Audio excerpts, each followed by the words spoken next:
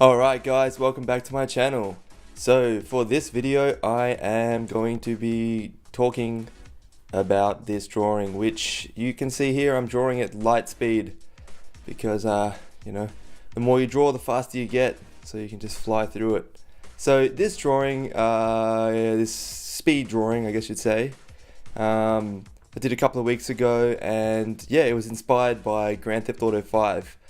So I'm about 6 years late to the party, and only just started playing the missions to this game recently. Probably like 30% through the game at the moment, but yeah, I mean, I've been playing the game for a few years, but I just go into mass shooting simulator mode and just play the free roaming and just cruise around running people over, killing them. And yeah, so now I'm actually starting to play the missions and have a purpose with the game. So yeah, that's what inspired this drawing of, yeah, have you noticed in Australia, when we say drawing, we like add an R, so it's like drawing, but there's no R there, it's meant to be drawing. So anyway, with this drawing, I got some characters happening in it that I came up with myself. I've got a sketchbook full of different sort of iterations of these characters doing different stuff. So we got this dude in the front here who's hiding behind the fence, and he's supposed to be like a Kim Jong-il type character. Actually, you know what? I shouldn't disrespect the supreme leader that way. He's actually supposed to be a Kim Jong-un type character. So yeah, he's a big guy. He's Korean. He's the most scaredy cat, cowardly dude in the bunch.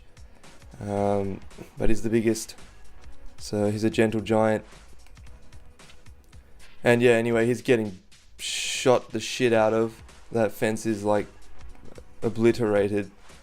And I kind of wanted to get that feel in the picture, you know, that the bullets have just ripped through everything. Ripped through that guy's coat, ripped through the pants. Those little sort of details, I think, make the drawing cooler. Painting tattoos on the guy. All these little things to show that they're gangster. And they're gangster, but they're not really dressed like gangsters. This guy's got a polo shirt on. I can't stop drawing polo shirts. Every time I draw something, I just default put fucking polo shirts on the character, and it's not the coolest shirt. I mean, I wear checkered shirts, collared shirts and stuff, so I'm not the coolest person, but for the drawing they can wear anything, and I just keep collaring them.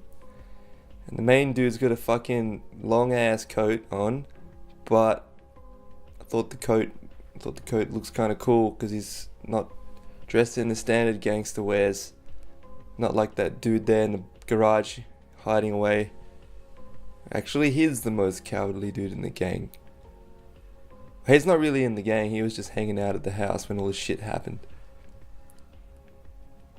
So the guys that they're fighting against, I just kind of left them out of the picture entirely, so that you can use your imagination.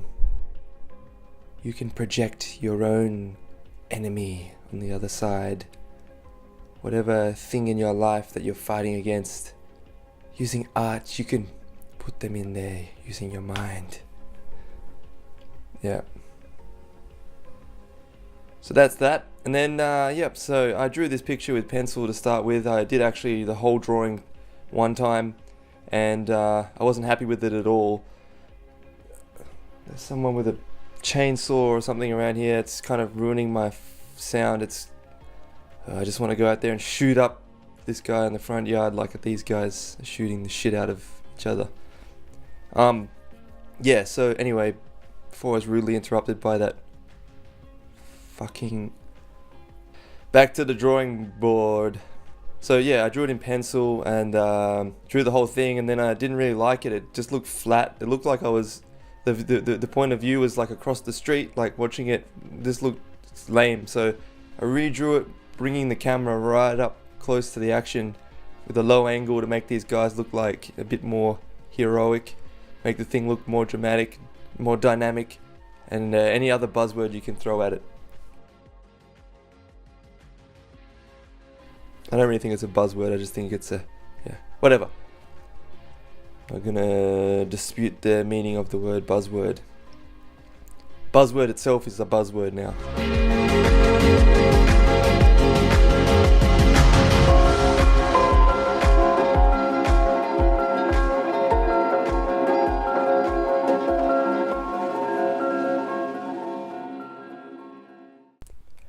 So yeah, I went through and inked it with a brush in Clip Studio Paint Pro. I used the textured brush which I got from an illustrator's online store where he's selling a whole bunch of brushes for this program. And the illustrator's name's Frenden, Frenden, Frenden. And there's a brush pack on there that has, I think, about 1 trillion brushes or so, maybe 1.5 trillion thereabouts. And yeah, I got that off this dude because it is packed to the rafters with tons of good brushes. This one, yeah, I really like it. It has a textured sort of feel, which, yeah, I like using textured stuff that's not super clean because nothing in my style is really ever fully clean or whatever, so I like to keep it gritty as much as I can where it's suitable. So I went through inking it with different line weights, thick line weights in the foreground to bring the foreground objects and subjects forward, and then thinner line work in the background to push it further back into space. That's the methodology I used for creating depth in this image and distance. Perspective wise, I drew up a grid, and it's a bit off actually in the final drawing. The building kind of doesn't really sit in perspective properly, but it's good enough, and it looks like, for me, like it looks like what I wanted it to look like, so I just left it like that. Based the design of that house off a house in like Compton. I just looked up on Google Maps and cruised around on the streets of Compton looking for cool looking houses that would fit this sort of vibe. I think that's what Grand Theft Auto they've based a lot of the neighborhoods on in that game, because it's set in sort of like a, you know, California style city. And that's how I designed the house and put the b-ball hoop and stuff in there. Yeah.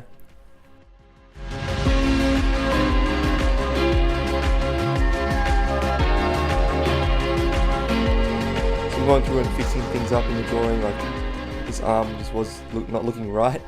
I originally used the reference of a baby's arm because it's kind of chubby, but a baby's arm doesn't really look like an adult's arm, so I had to go through and fix that and make it look more like a chubby man's arm, not a baby's arm.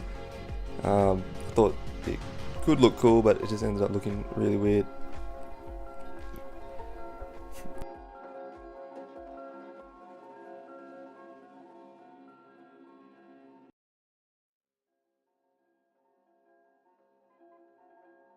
So originally I intended this illustration to be colored.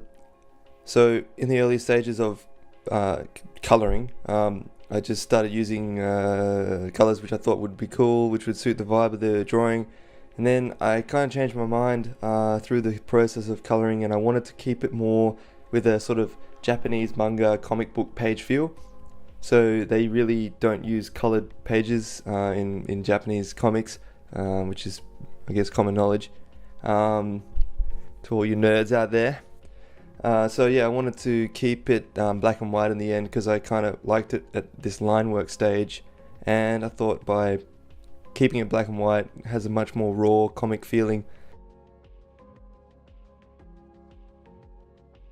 So I wanted to get that Japanese manga feeling and sort of exaggerate that. So that's when I busted out the screen tones to shade with, those little small tiny dots that you would usually rub off a clear sheet of screen tone back in the day.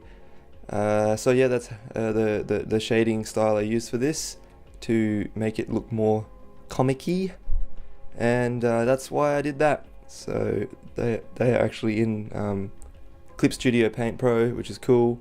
They come with the native with the software, so it's a cool software. Hey, it's a cool software. Hey, I've kind of gotten used to the keyboard shortcuts in it. So when I use Photoshop now, I keep pressing the wrong buttons, and it's very frustrating. So I'm going through and adding values to the drawing as well. Makes it read a lot better. Like that little garden bed down the front there, like didn't really make too much sense, like in the whole grand scheme of the picture. But when you add the shading in, it really separates the areas and makes it really clear what's going on. So it's amazing what a little bit of shading can do. Alright guys, that's it for this video. Thanks heaps for watching. Like it and subscribe it and all that sort of stuff. And I hope to see you at the next one.